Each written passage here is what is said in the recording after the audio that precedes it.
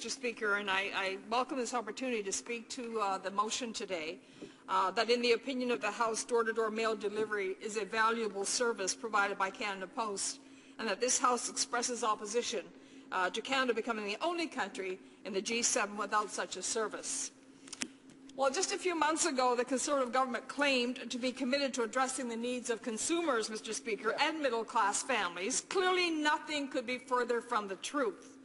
Now the Conservatives are endorsing a plan to further reduce the service provided by Canada Post, which will negatively affect both consumers and middle-class families.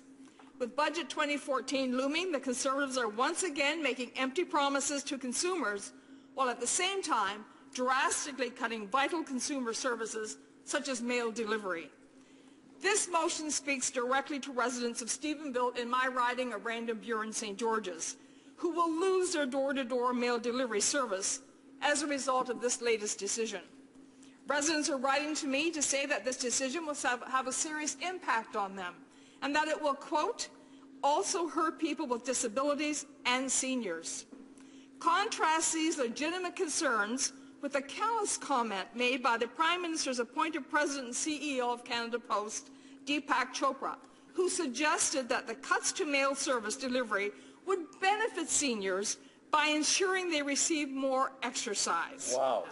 This unfortunate and insensitive comment, when asked if Canada Post was concerned about the negative impact these cuts would have on seniors, proves again the Conservative government does not understand the needs of aging Canadians. Ain't that the truth? Many who will now be forced to commute, sometimes in dangerous conditions for long distances, should they need to stay connected to the world through traditional mail service. And let me just speak about mailbox delivery, Mr. Speaker, for a minute, because in rural Canada, we in fact do have mailboxes, but I can tell you it's not something that people enjoy having to go to. In fact, depending on where they're located, if they're exposed to the weather, a lot of mail gets ruined. It gets wet. Locks are frozen. They have to try and defrost the locks to get at their mail. In a lot of cases, we've had to ask Canada Post to build shelters to cover the mailboxes. So pointing to mailboxes as a solution is hardly one that's acceptable to Canadians, certainly not those who've experienced the conditions that those who presently use mailboxes have had to. As is their practice, the Conservative government has once again chosen not to consult Canadians before implementing drastic changes that will impact people from coast to coast to coast. Under this Conservative government, Canada Post is not only drastically reducing service to cut costs, it is increasing the cost of service by raising the price of postage stamps to $1, up from 63 cents when purchased individually. For a government that prides itself on being pro-business, they seem to know very little about how to manage the business of mail delivery. Right. Increasing cost while decreasing service may insulate the Conservatives' deficit from expanding in the short term, but in the long term, it will only increase Canada Post's challenges and drive more customers away, ensuring an uncertain future for Canada Post, especially in rural communities. Yep. In addition to cutting delivery services and increasing postage costs, Canada Post also plans on reducing operations and addressing the cost of labor by cutting between 6,000 and 8,000 jobs over the next 5 years. Shame. These job cuts and reduction of employee hours not only affect the employees, but the economy of the area, particularly in rural communities where the loss of well-paying jobs really hit hard. The fact that letter mail volume has been dropping for a number of years now should have seen the government working with Canada Post to find ways of changing business practices at Canada Post without imposing cuts that will make it difficult for Canadians. Rather than preside over a slow and steady march to the end of traditional mail service, on which many Canadians still depend, especially in rural communities, this government should have taken the opportunity to implement creative solutions to encourage more people to use Canada Post. One solution being suggested by some is to incorporate banking services into the post offices to increase revenue, as some countries have done. But of course, to do something different and creative that will be productive would mean thinking outside of the box, instead of opting for the easy way out, which is to cut service, and in doing so, cut employment. Right. Instead of suggesting sensible solutions, the government put forward a reprehensible tax on those living in Fort McMurray in the form of a $5 surcharge on all parcels delivered to Fort McMurray. Now, although I represent a riding in Newfoundland and Labrador, it is well known there is a significant number of people from Newfoundland and Labrador who work in Fort McMurray, including some of my constituents who travel back and forth because they want to work and do so, but they are forced to be separated from their families on a regular basis for extended periods of time. This tax would have imposed an unfair cost to communication between them and their loved ones. Fortunately, the government was forced to withdraw the surcharge because of public outcry.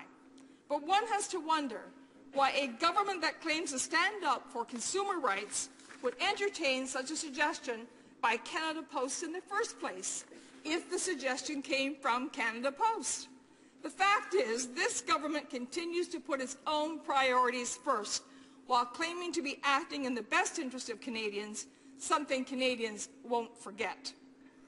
While letter mail volume has been declining, parcels and larger package shipments have been increasing, thanks to a rising modern internet consumer economy on which Canada Post has failed to capitalize. One would think that those involved in the decision-making process at Canada Post would have the support of the government to be creative and implement policies that would be good for consumers, but that certainly doesn't appear to be the case, unless, of course, these decisions by Canada Post play into a political strategy by the Conservative government to create the conditions for the privatization of Canada Post, something which we're all fearful of, Mr. Speaker, but would certainly seem to be pointing in that direction. Canada Post, as it currently delivers the mail door-to-door to more than 5 million Canadian households, whose residents represent about a third of Canada's population. Yes, ending door-to-door delivery is a serious issue, as is the situation that many people in rural Canada face, including many in Random Buren and St. George's, who are fighting just to keep postal service of any kind in their communities because of decisions made by Canada Post that have been supported by this government. While the NDP has chosen not to include rural Canadians in their motion today regarding Canada Post, nevertheless, these cuts to door-to-door service are in addition to the drastic service reductions affecting rural Canadians already. Right. For example, the Canadian Postmasters and Assistants Association was recently informed by Canada Post that the Crown Corporation plans on further reducing postal services in 38 rural communities throughout Newfoundland and Labrador, including Bain Harbour, Frenchman's Cove, Harbour Breton, Harbour Mill, and Rushoon in my riding of Random Buren and St. George's. Many of these communities will see their post office hours reduced or the post office closed entirely on weekends. And we know that many people who are working, it is on the weekends when they need to be able to access their mail. Despite the dependence by those Canadians living in those communities on timely and reliable postal service, they are being totally ignored. These most recent cuts are in addition to those that have already taken place in communities throughout Canada. The government must recognize that unfortunately many rural Canadians do not have the same level of access to high-speed internet as their urban counterparts.